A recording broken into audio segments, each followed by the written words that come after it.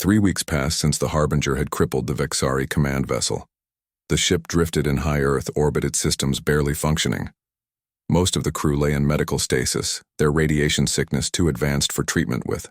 The limited supplies on board Amanda remained on the bridge, monitoring Vexari movements through damaged sensors. The aliens had withdrawn from Earth orbit, their fleet regrouping near Mars.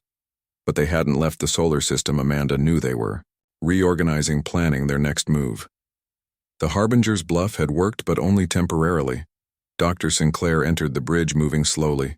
Her skin was pale, patches of hair missing. Her hands trembled slightly, effects of the radiation exposure. They all suffered from. The phase drive is completely offline, she reported. We can't shift again, even if we wanted to, Amanda nodded. It got us this far. That's what matters. The tactical console beeped weakly. Nancy, too ill to stand, had programmed it to alert them to any significant movement. Kelly had succumbed to radiation sickness 2 days earlier. Now in stasis with the others, Amanda checked the alert. A ship was approaching, not Vexari in design. For a moment she tensed, thinking another alien species had arrived to take advantage of the situation. Then she recognized the configuration. It's one of ours, she said softly. An Earth vessel. Dr. Sinclair joined her at the console. How that shouldn't be possible. The Vexari destroyed our space fleet. The approaching ship was small, a rescue vessel designed for orbital operations. Its engines strained against maneuvers it wasn't built for. The vessel had clearly been hidden during the invasion, saved for a desperate purpose. A transmission came through, broken by interference. This is Earth recovery vessel Mason to unknown ship. Please identify. Amanda hesitated, afraid to believe after so long that rescue might actually be possible. This is Commander Amanda Hall of the UES Harbinger, she responded. We are damaged, requiring immediate assistance. The response was immediate. Harbinger, we thought you were lost. Prepare for docking. We have medical personnel standing by. As the recovery vessel approached, Amanda looked at Dr. Sinclair. We did it, she said. We actually survived. Dr. Sinclair managed a weak smile. Not all of us, she said, thinking of the crew members who had died during their mission. And the rest of us. The radiation, Amanda knew what she meant. Their exposure levels meant long-term survival was unlikely, but they had accomplished something impossible. They had given Earth a fighting chance. The docking procedure was difficult with the Harbinger's system so badly damaged, but eventually the recovery vessel established an airlock connection. Medical teams in radiation protection suits entered first, taking the most critical patients, those in stasis, those barely conscious. Amanda insisted on being the last to leave. She walked through the ship one final time. The Harbinger had never been beautiful. Even before battle damage, its experimental systems exposed its corridors utilitarian. But it had done what no other ship could. It had struck back against an overwhelming enemy. When Amanda finally boarded the recovery vessel, she found a small medical bay filled with her crew. Those still conscious looked up as she entered. Many tried to salute, though their weakened bodies made the gesture difficult. The recovery vessel. Captain Catherine Rivera met her in the corridor. Commander Hall, she said, her voice reverent. What you and your crew accomplished. It's beyond words.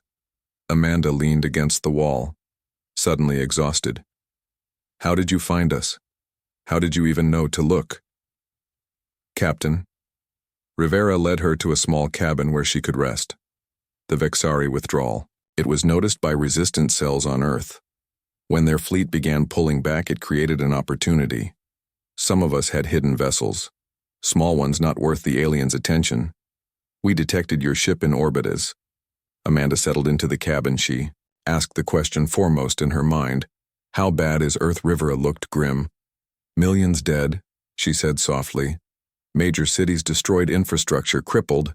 But we're fighting back. The Vexari control most orbital positions and have ground forces in strategic locations. But their coordination collapsed after your attack. Resistance groups worldwide have been hitting isolated units. The Vexari had the numbers, Amanda said. But humans had the spirit. As the recovery vessel moved toward a hidden facility in the Himalayas, Amanda drifted in and out of consciousness. the radiation sickness progressing despite medical treatment.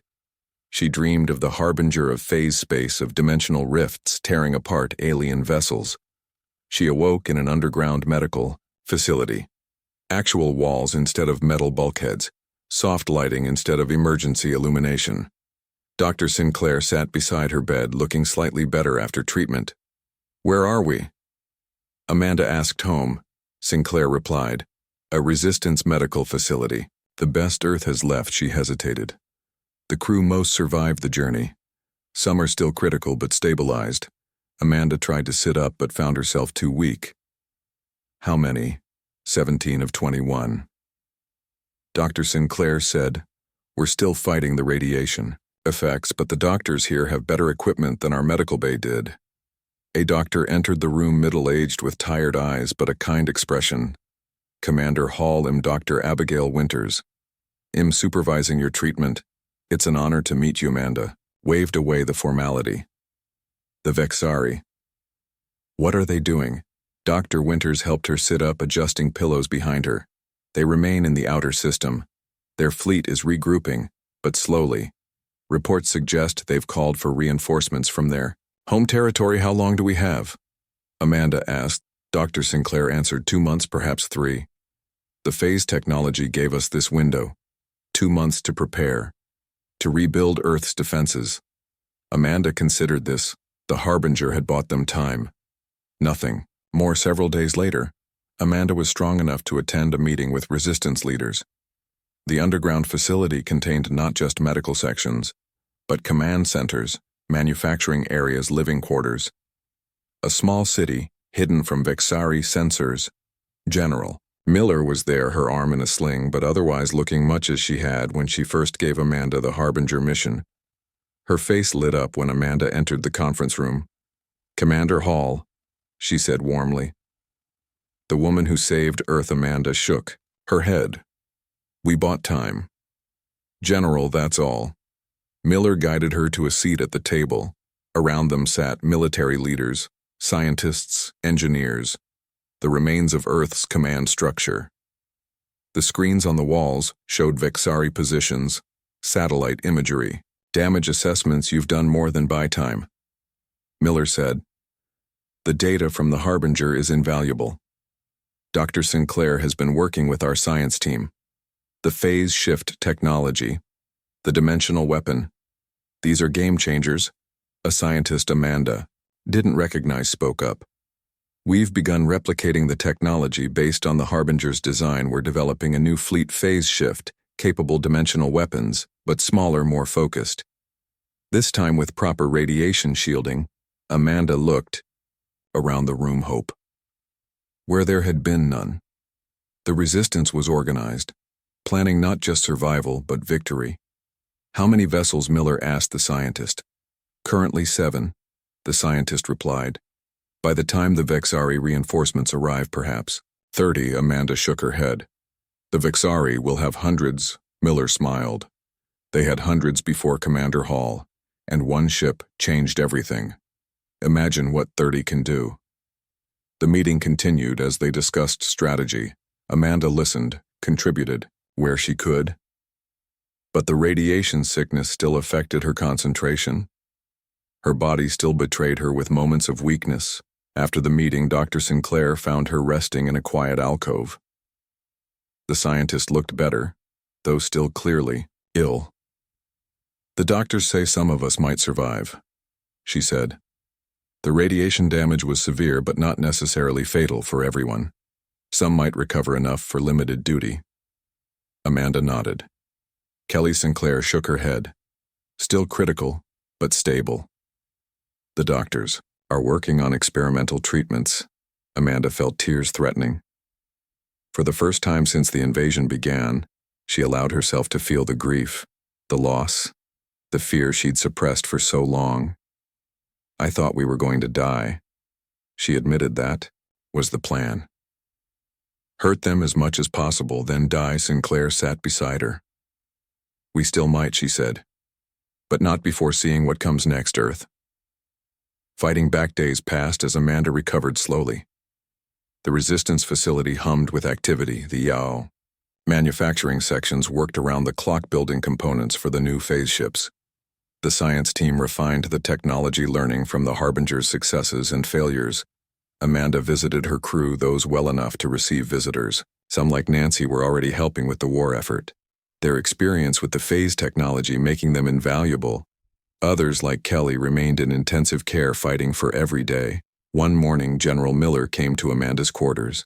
"We have a new mission for you," she said. "The Vexari have established a forward base on Earth's moon. Reconnaissance suggests they're building something large, possibly a planetary bombardment weapon. We need to strike before it's operational." Amanda felt her heart sink. Another mission. "So soon? We just got back." Miller looked sympathetic. "I know. But you're the only one with combat experience using phase technology. The new ships are ready for testing. You won't be in command, not in your condition, but your expertise." The mission was planned for 2 weeks later. Amanda acted as tactical advisor while Captain Lisa Chen commanded the lead vessel, the Defiance, first of the new phase shift fleet. 7 ships, each carrying a refined dimensional weapon, with improved targeting systems and radiation shielding. Amanda watched from the command center as the small fleet prepared for launch, their crews trained. 6 months after the Harbingers returned to Earth, the phase fleet numbered 67 vessels, each better than the last, as human engineers refined the technology. The Vexari had been pushed back beyond the asteroid belt, their ground forces on Earth, isolated and surrounded. But the alien reinforcements had finally arrived. Amanda stood on the bridge of the Harbinger 2, watching tactical displays as the massive Vexari armada entered the solar system. Nearly 400 vessels, their hulls darker, their weapons more imposing than the first invasion fleet. Beside her, Captain Lisa Chen, who had commanded the successful moon mission, studied the enemy formation. "They brought everything," she said. Amanda nodded. "They know what they're facing now." No, more underestimating humans. The Harbinger 2 was the flagship of Earth's defense fleet, larger than its predecessor with proper radiation shielding and refined phase technology. Amanda had recovered enough to take command, though doctors still monitored her condition closely. Most of her original crew served with her, those who had survived, those who had healed enough for duty. Kelly, now communications director for the entire fleet, had intercepted Vexari transmissions. The aliens had a new leader. War Matron Kixari, considered their greatest military mind. She had studied the phase technology, had developed new tactics, possibly countermeasures. Dr. Sinclair entered the bridge carrying data tablets. The scientists still showed signs of radiation exposure, but had recovered better than most. Her work on phase technology had made her a hero among the resistance. The refinements she developed had saved countless lives. Final system checks complete. She reported all vessels show green for phase operations. Amanda acknowledged this, then addressed the fleet commanders through the communication system. "The Vexari have returned," she said, "as we knew they would. They still have the numbers, but we have something they will never understand: the human spirit. Our phase technology gives us advantages, but remember, it is your courage, your determination that will win this war. Fight smart. Trust your training. And remember what we're fighting for." The phase fleet moved into defensive positions spread throughout the inner solar system. The strategy was clear. They would use hit-and-run tactics targeting key Vexari vessels, never engaging in direct battles where the aliens' numbers would overwhelm them. The Vexari approached Mars, establishing their forward base. The human fleet watched from phase space, gathering intelligence, planning their first strikes. War Matron Kexari was cautious.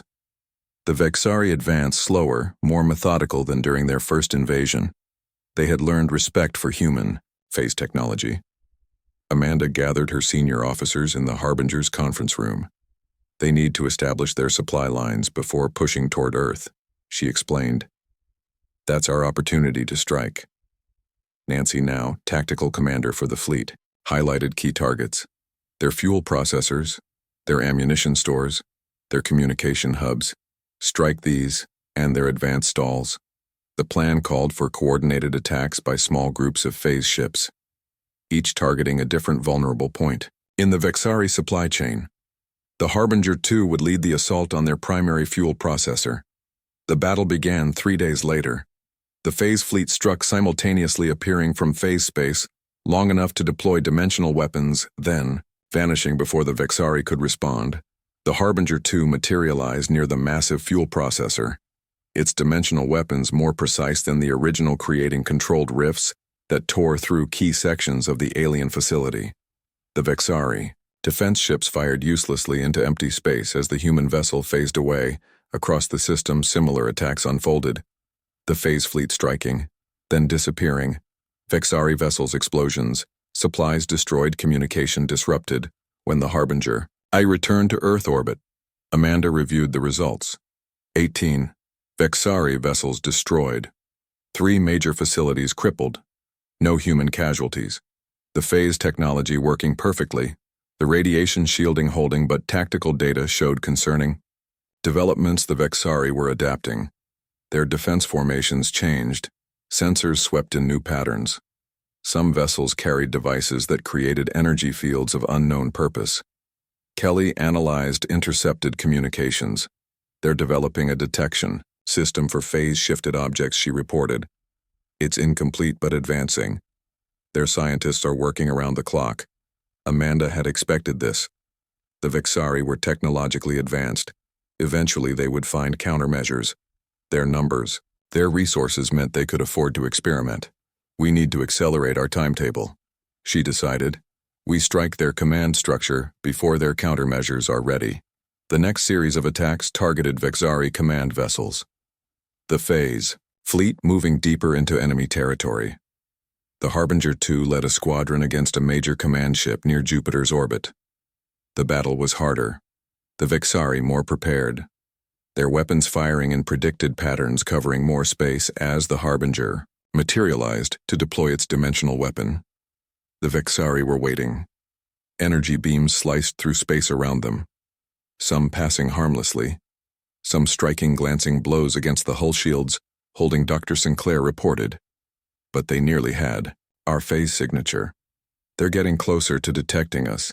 The dimensional weapon deployed, creating a rift that engulfed the Vexari command ship's central section.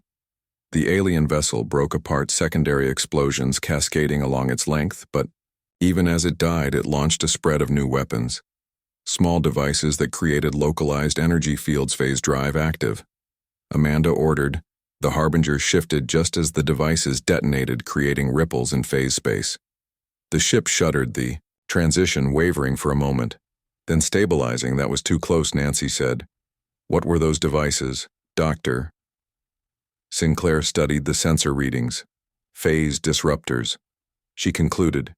Designed to force a phase-shifted object back to normal space. They don't have the range or power yet, but given time. Similar reports came from across the fleet. The Vexari developing countermeasures, their tactics evolving, their weapons becoming more dangerous. The human advantage narrowing in her quarters that night. Amanda studied the tactical situation. The Vexari advance had slowed but not stopped. Their adaptability, their resources, their sheer numbers made them formidable. Despite human successes, the aliens pushed steadily toward Earth. A chime at her door. Kelly entered, looking grave. War Matron Kixari has arrived, she said. The Vexari Supreme Command vessel just entered Mars orbit. It's enormous, Amanda, nearly twice the size of their previous command ships. Amanda reviewed the sensor data. The vessel was unlike any Vexari ship they had encountered before, its hull configuration different, its energy signature unusual. Kelly had intercepted partial specifications. The ship carried experimental weapons, enhanced shields, modified phase detection systems. This changes the equation, Amanda said. This vessel could coordinate their countermeasures, accelerate their development. Kelly nodded.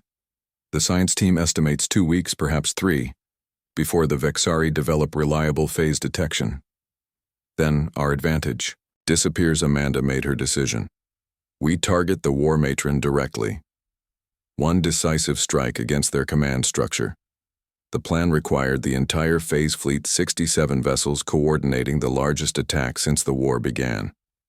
The Vexari Command vessel would be heavily defended, its systems redundant, its structure reinforced against dimensional weapons. Dr. Sinclair and her team worked to enhance the phase technology. One final refinement: increasing power, focusing the dimensional rifts for maximum effect. The ships prepared their crews trained. The resistance on Earth watched, knowing this battle could determine humanity's fate. 3 days later, the phase fleet gathered in Earth's shadow. Hidden from Vexari sensors, Amanda addressed them from the Harbinger's bridge. "This is our moment," she said.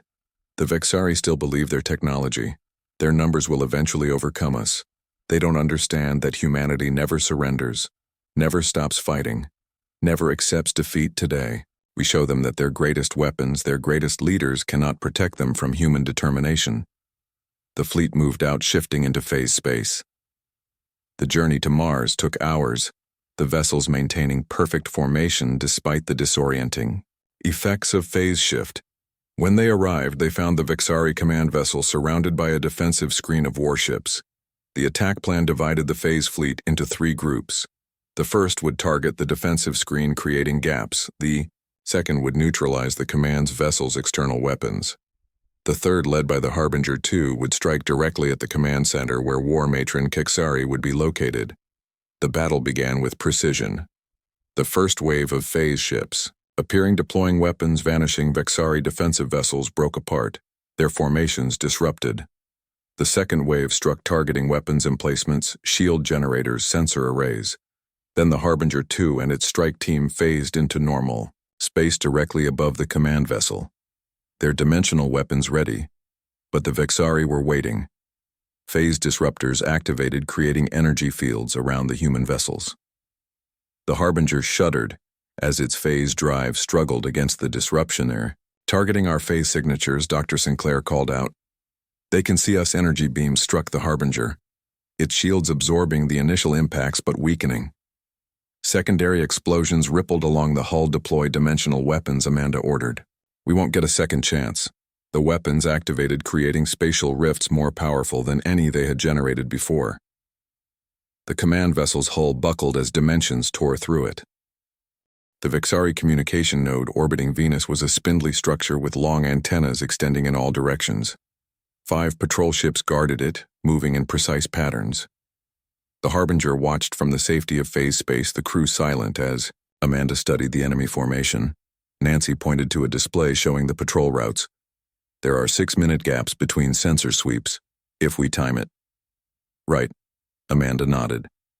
"The dimensional weapon is ready." Dr. Sinclair monitored the phase drive radiation. "Containment at 60%, she reported.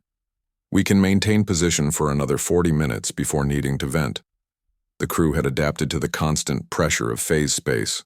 Though most suffered headaches and occasional nausea, Kelly still showed signs of radiation exposure from their first mission, her skin pale and dark circles under her eyes. Nevertheless, she remained at her post, tracking Vexari communications. Amanda made her decision. "Position us between the 3rd and 4th patrol ships," she ordered. "We strike in the next gap." The Harbinger glided silently through phase space, drawing closer to the communication node. The Vexari ships continued their patrol routes, completely unaware of the human vessel nearby. "We're in position." Nancy reported patrol gap in 20 seconds. Amanda felt the familiar tension building. "Everyone prepare for phase drop," she said. "On my mark, 3, 2, 1 mark." The world snapped into focus as the Harbinger returned to normal space. The pressure in there, heads released, suddenly replaced by the ship alarms as Vexari detection systems registered their presence. "Target locked," Nancy called. "Fire dimensional weapon." Dr. Sinclair activated the system. The modified weapon hummed to life, sending out focused energy toward the communication node. The space around the target rippled, then distorted. The effect was immediate. A portion of the node stretched impossibly, then vanished into the dimensional rift. Metal tore, and energy arcs flashed across the structure. The remaining sections began to break apart. Vexari patrol ships turned immediately, weapons charging. The nearest vessel fired an energy beam that grazed the Harbinger's hull, sending tremors through the ship. "Reactivate phase drive." Amanda ordered. The drive engaged just as another energy beam passed through their position. The world blurred again as they shifted partially out of normal space. The Vexari continued firing, but their weapons passed harmlessly through the Harbinger's phased form. The communication node collapsed in on itself, secondary explosions rippling through its structure. The patrol ships moved in confused patterns, their coordination suddenly disrupted. "We did it," Kelly said, looking at her console. "Their regional network is down, communications across 3 sectors disrupted." But the victory came with consequences. Warning lights flashed across engineering consoles. The hull breach from the energy beam, the miner, had damaged radiation shielding levels in 2 sections of the ship rose to dangerous levels. Dr. Sinclair sealed off the affected areas. "The phase drive is stable, but radiation containment is down to 40%. We need to vent soon."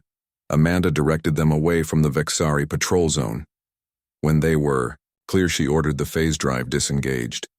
The ship returned to normal space, hidden in the shadow of an asteroid. Damage reports came in. The energy beam had damaged more than just radiation shielding. Life support in one section was compromised, and power fluctuations affected several systems. The repair crews worked quickly, but resources were limited. Kelly monitored Vexari channels. "They still don't realize it was an attack," she reported. "They believe the node failed due to some kind of spatial anomaly. They're searching the area for natural causes." "Their confusion gives us an advantage," Amanda said. "But that will only last until they recognize the pattern.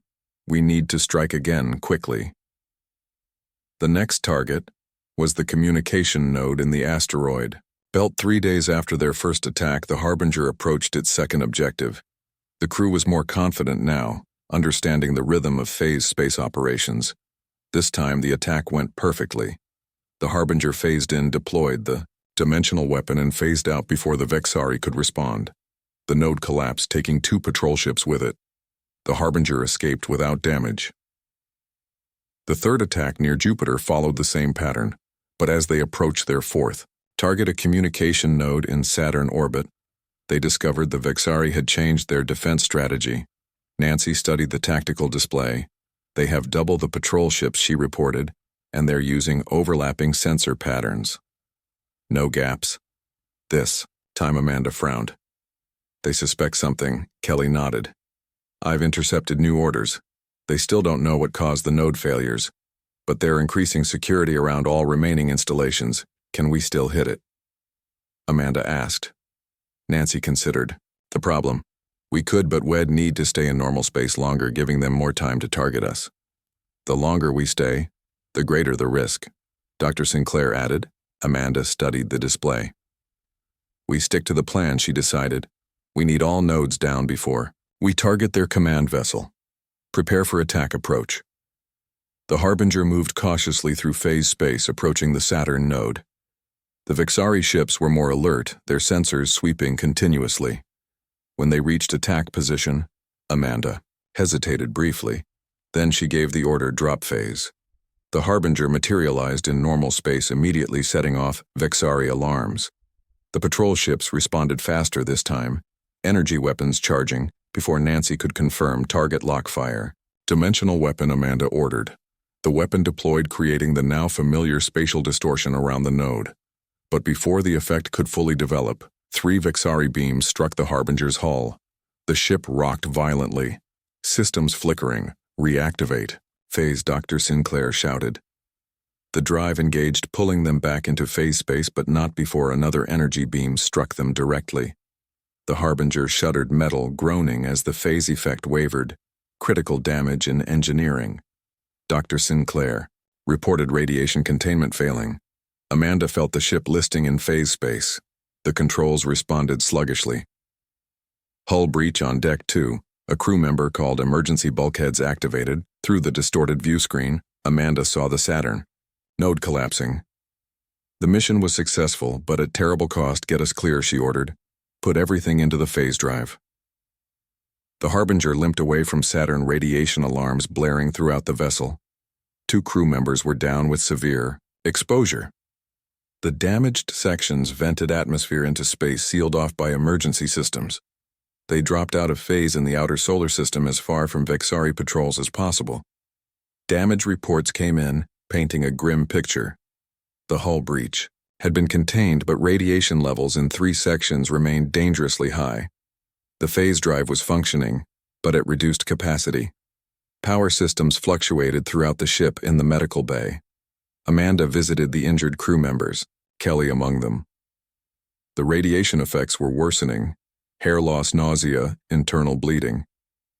The ship's doctor did what she could, but proper treatment required facilities they didn't have. Amanda sat beside Kelly's bed. "We're making a difference," she told. Her friend, the Vexari communication network is crippled.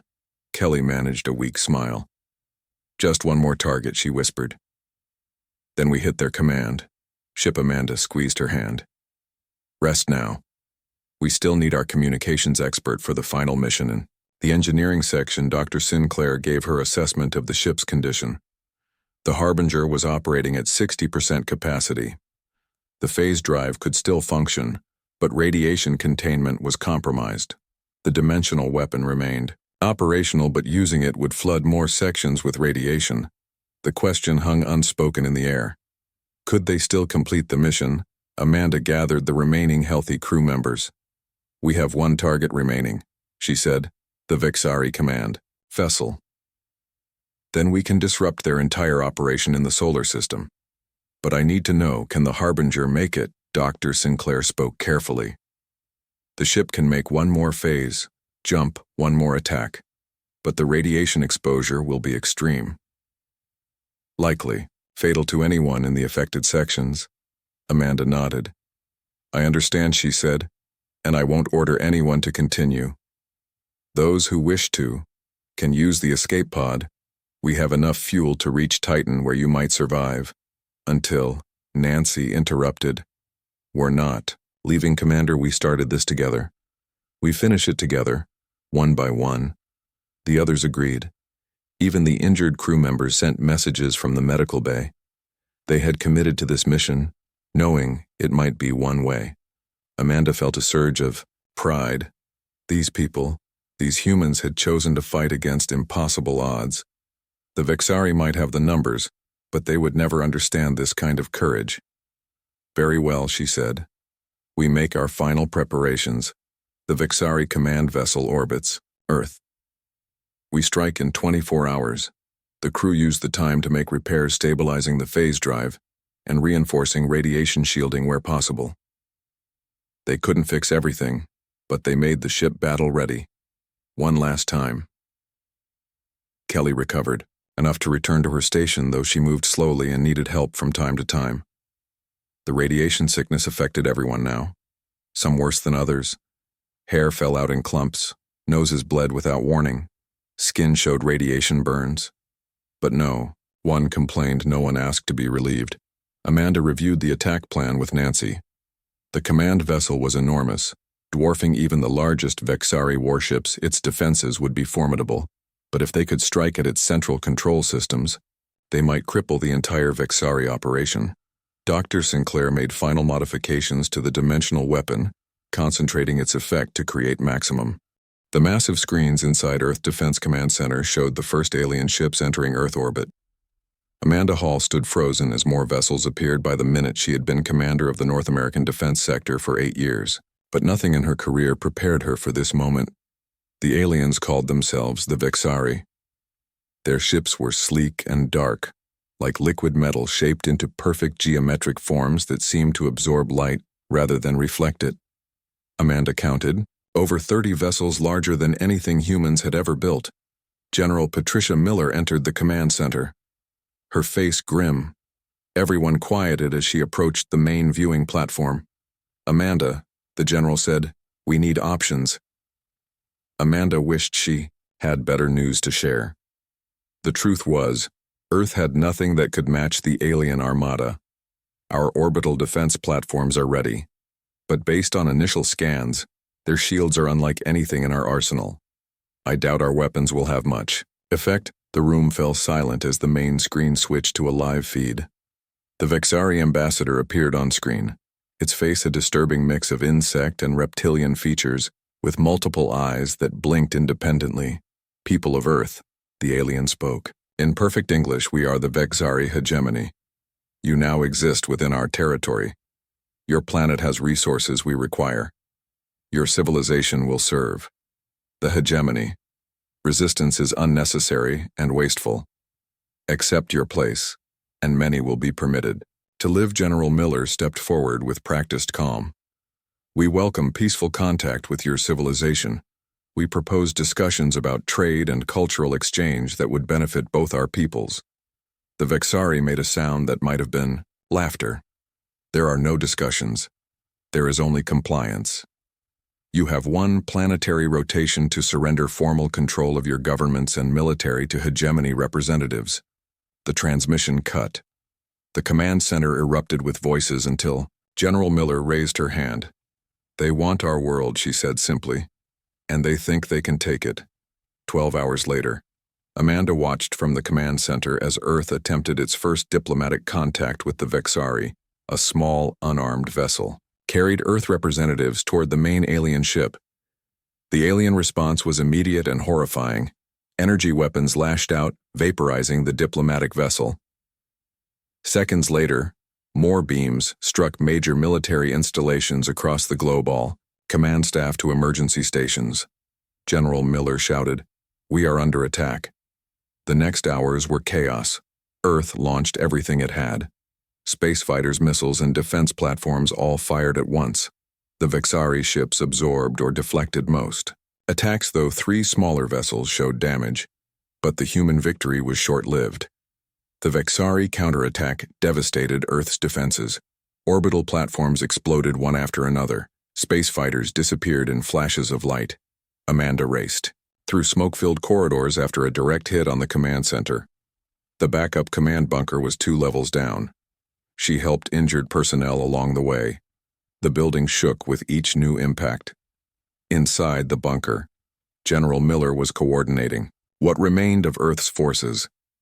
Her uniform was torn and blood streaked her face. Commander Hall, report. Most orbital defenses are gone, Amanda said, checking the data. 30% of ground installations remain operational. Asia Command is not responding. European Command reports heavy casualties. Miller nodded grimly. The general looked older than she had that morning. We're losing this fight. Amanda. But we might have one card left to play. She pulled Amanda to a private terminal and entered a series of codes. A file appeared labeled Project Harbinger. The Harbinger is our most advanced prototype vessel, Miller explained. It's equipped with experimental tech that might give us a fighting chance, but it's not fully tested. Where is it? Amanda asked. Hidden facility on Mars, Miller replied. We need someone to take it, someone who can think creatively under pressure. I want you to command it. Amanda felt her throat tighten. You're asking me to leave Earth during an invasion. Miller gripped her shoulder. We're beyond conventional warfare. Already the Vexari have destroyed our major military installations. Next will be cities. The Harbinger might be humanity's only hope. A lieutenant rushed in. General, we have reports of bombardment beginning in coastal cities. Millions of casualties already. Miller looked at Amanda. This is not a last stand, Commander. This is a strategic retreat to find a way to win, Amanda. I need your answer. Amanda thought of her family in Montana. Would they survive? Would anyone? The weight of Miller's request pressed on her chest. But there was only one possible answer. It'll take the Harbinger 4 hours later. Amanda and 20 volunteers boarded a stealth shuttle designed to avoid detection. They launched during a coordinated attack by Earth's remaining forces, a diversion to mask their departure. As they left atmosphere, Amanda watched energy beams cutting through clouds, striking cities and military bases. The night side of Earth flickered with explosions. The day side showed massive smoke columns. The journey to Mars took 3 days longer than normal as they flew an evasive course. Their shuttle had been designed for stealth, not comfort. The crew took turns sleeping in shifts. Amanda barely closed her eyes. Mars grew larger. In their viewport, its red surface scarred by human mining operations. The secret facility was hidden in a crater near the southern pole, unmarked on any public maps. They landed in a camouflaged hangar carved into the crater wall. A small team of engineers and scientists waited for them. Dr. Olivia Sinclair, chief scientist of Project Harbinger, met them at the airlock. Her eyes were red from crying, but her voice was steady. "Commander Hall, we received word of your arrival. We feared you might not make it. Take me to the ship," Amanda said. They walked through carved tunnels until reaching an enormous chamber, and there it was. The Harbinger, unlike any vessel Amanda had seen before. Its hull was a deep blue-black, with lines that seemed to shift. As she looked at them, the ship was smaller than she'd expected, sleek and predatory in appearance. "Only 20% of systems are tested," Dr. Sinclair said. "The main drive is theoretical based on fragments of technology we found on Titan 15. "Years ago, will it fly?" Amanda asked. Dr. Sinclair nodded. "It will fly, but the phase shift drive is unpredictable. Previous test vessels disappeared completely. We think they shifted too far into the alternate dimension." Amanda walked around the ship, touching its cool surface. "What does the phase shift do exactly?" "It allows the ship to partially exist in another dimension," Dr. Sinclair explained, making it nearly invisible to sensors, and potentially allowing it to pass through solid matter, including shields. Amanda nodded. That could be exactly what they needed. A way to fight that the Vexari wouldn't expect. "How soon can we launch?" The engineer looked uncomfortable. 24 hours minimum for final calibrations. "But Commander, you should know the full risks, the radiation exposure alone." A technician burst into the chamber. "Dr. Sinclair, the Vexari. They found us, multiple ships approaching Mars. How long do we have?" Amanda demanded. The technician swallowed. "Less than 6 hours." Amanda turned to Dr. Sinclair. "Then, we have 6 hours to get this ship ready. Tell your people to focus only on essential systems. We launch before they arrive." The next hours passed in frantic activity. The small crew worked to prepare a ship designed for months more testing. Dr. Sinclair supervised the installation of the phase shift drive while Amanda familiarized herself with the control systems. 5 hours later, alarms sounded throughout the facility. Vexari ships entered Mars. Orbit. Amanda gathered her crew in the Harbinger's main bay, 20 people total. A mix of soldiers, scientists, and engineers, all looking to her for leadership. "The Harbinger is humanity's last free warship," she told them. "Earth has fallen. We are all that's left. If we fail, there will be no more chances. The Vexari will win. But if this ship works as designed, we might just have a chance to change everything." Dr. Sinclair approached her. "Commander, preliminary scans show 3 Vexari vessels approaching our position. We need to launch now." Amanda nodded. The crew strapped into their stations as the hangar doors above them began to open, revealing the red Martian sky. And beyond it, the dark shapes of Vexari ships. The Harbinger hummed to life, systems activating one by one. Amanda took the command chair and placed her hands on the control surfaces. "Take us up," she ordered, "and prepare the phase shift drive." As the Harbinger rose from its hidden base, the first energy beams from the Vexari ships lanced down. Missing by meters, the ship shuddered as it accelerated upward toward the enemy vessels. Amanda watched the alien ships grow larger on the view screen. This was it. The moment of truth. "Activate phase shift," she commanded. Dr. Sinclair pressed the sequence. The ship vibrated. The lights flickered. The hull made sounds like stretching metal. And then everything changed. The Vexari ship seemed a blur. The stars smeared across the sky. Amanda felt a strange pressure, as if reality itself was bending around them. The Harbinger slipped between dimensions. Not fully in normal space, not fully gone. The first battle in humanity's fight back had begun. The Harbinger hung in the strange space between dimensions. Everything outside the ship looked blurry and distant. Colors shifted in impossible ways. The crew sat in stunned silence as reality itself seemed to bend around them. Amanda felt a strange pressure behind her eyes, like the start of a headache, but deeper somehow. "It looks like it worked," she said, breaking the silence. Dr. Sinclair studied the readings on her console.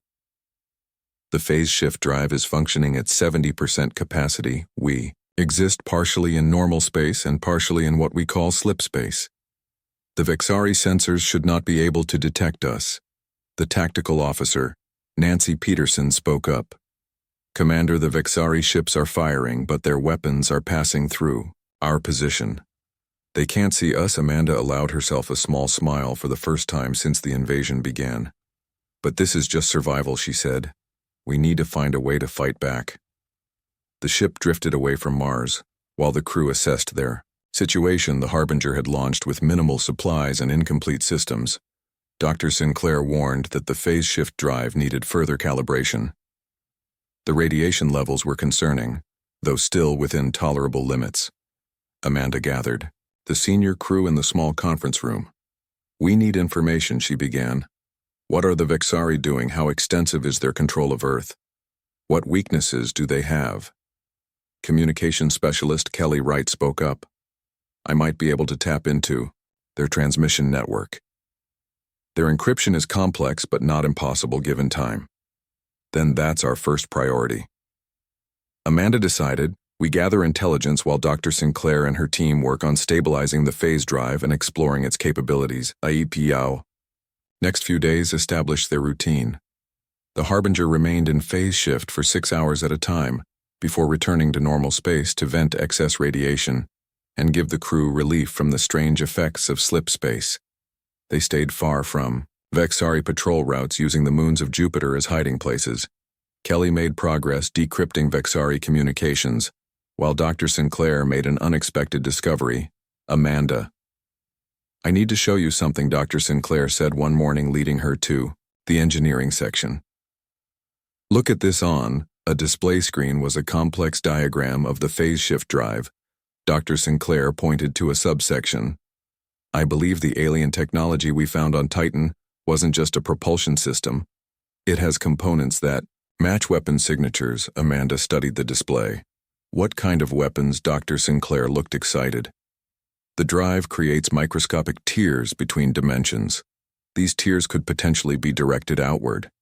If my theory is correct, we could create localized dimensional rifts. And what would that do to a Vexari ship? Amanda asked. It would partially pull it into slip space. Dr. Sinclair explained, tearing it apart at the molecular level, a weapon the Vexari would have no defense against. Amanda realized, this could change everything. Kelly burst into the engineering bay. Commander, you've got to hear this. She held up a data pad with a decrypted Vexari transmission. The aliens were establishing processing centers across Earth, stripping resources and processing humans for labor camps. But most importantly, Kelly had located the primary Vexari supply depot in the asteroid belt. Their fleet was being resupplied from this single location. Amanda studied the information. This is our target, she decided. If we can disrupt their supply line, we might buy Earth time. Dr. Sinclair looked uncertain. The dimensional weapon is untested, and using it will place additional strain on the phase drive. We have no way to predict the effects. We'll have to risk it. Amanda said, we launch in 12 hours. The plan was simple but dangerous. The Harbinger would approach the supply depot in phase shift, then drop back to normal space just long enough to deploy the dimensional weapon before shifting away. The timing would be critical as they prepared. Amanda addressed the crew. This is our first strike against the Vexari, the beginning of humanity's resistance. If we succeed, it will show them we're not beaten. Yet I can't promise all of us will return. The technology we're using is experimental and dangerous, but every person on Earth is counting on us whether they know it or not.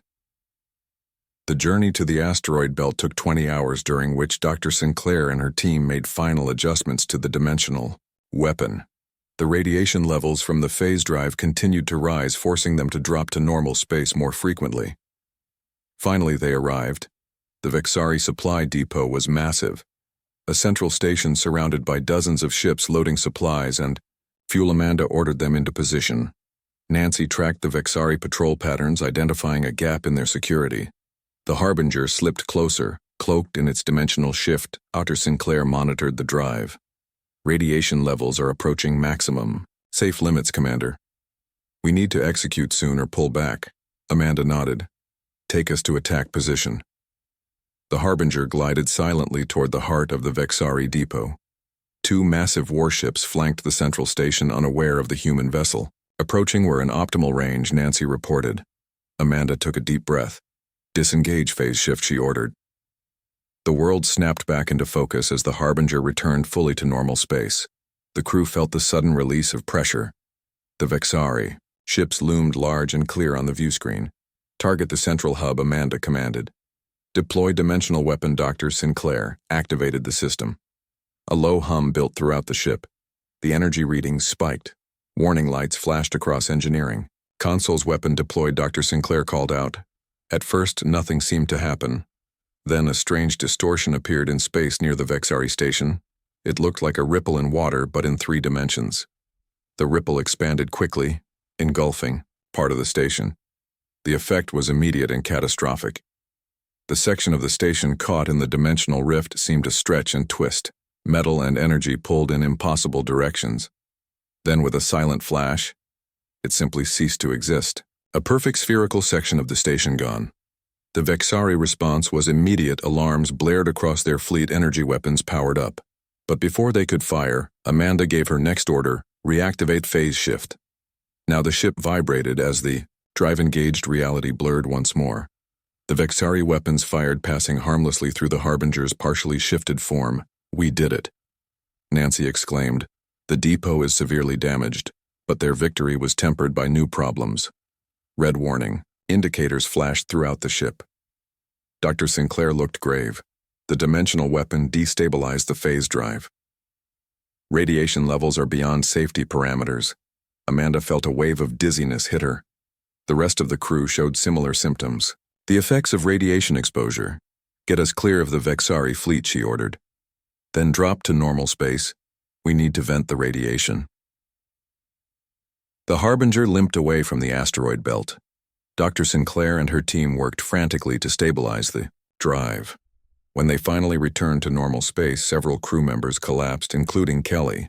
The ship's doctor treated the radiation exposure as best she could with their limited supplies, but it was clear that using the dimensional weapon came with a terrible cost. Amanda visited the medical bay where Kelly lay recovering. I'm sorry, she told her friend, I didn't know the weapon would affect us so severely. Kelly managed a weak smile. We hurt them, Commander. For the first time since they arrived. We hurt them. During the next few days, they monitored Vexari communications. The attack had thrown the aliens into confusion. Their supply lines disrupted, their fleet movements delayed. The dimensional weapon had done more damage than they anticipated, but the Harbinger needed repairs. The phase drive required recalibration, and the crew needed time to recover from radiation exposure. They hid in the shadow of Saturn's moon. Titan, ironically near where the alien technology had first been discovered. Amanda used this time to plan their next move. The ship's tactical computer contained data on all major Vexari positions.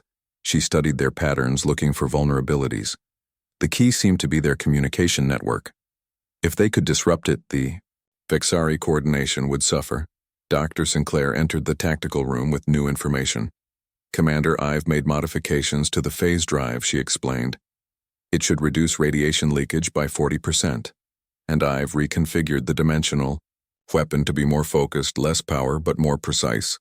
Amanda nodded appreciatively. How soon can we be operational? 3 days, Dr. Sinclair replied. But Commander, there's something else. I've been analyzing the data from our attack, the dimensional rifts we create. Don't just disappear. They continue to exist, growing slowly. Eventually they collapse, but not before expanding further than we predicted. If we deploy too many in the same region of space, the risk of creating something we can't control. Amanda finished for her, I understand. But we have to keep fighting. Kelly joined them, still looking pale from her radiation exposure.